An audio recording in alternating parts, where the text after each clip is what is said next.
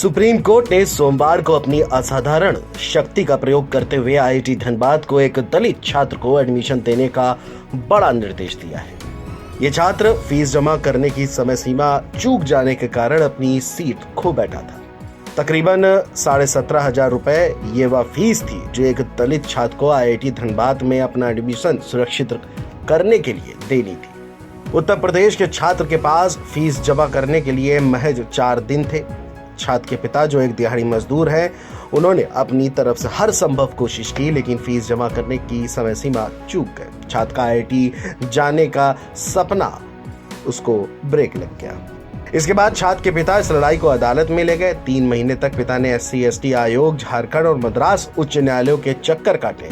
अंत में जब कुछ भी काम नहीं आया तो उन्होंने सुप्रीम कोर्ट का दरवाजा खटखटा दिया। Chief justice of India DY Chandrachud ने आईआईटी को छात्र को प्रवेश देने का बड़ा आदेश दिया।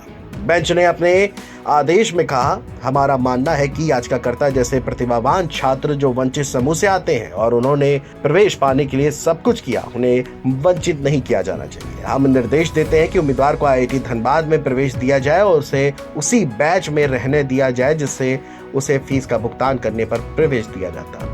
अपने फैसले पर CJI DY चंद्रचूड़ ने क्या कुछ कहा, बताते हैं। हम ऐसे युवा प्रतिभाशाली लड़के को जाने नहीं दे सकते।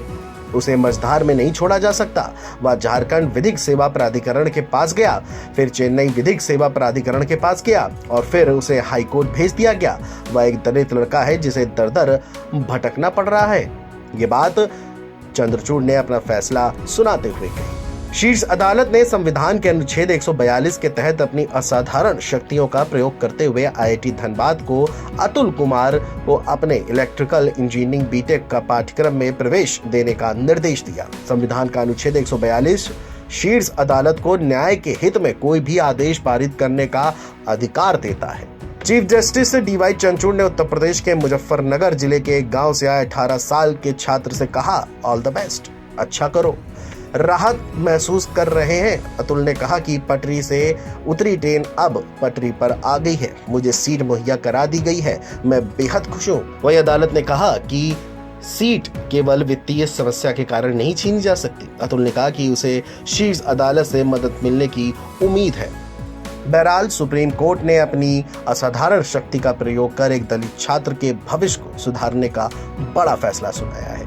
Video desk NBT online.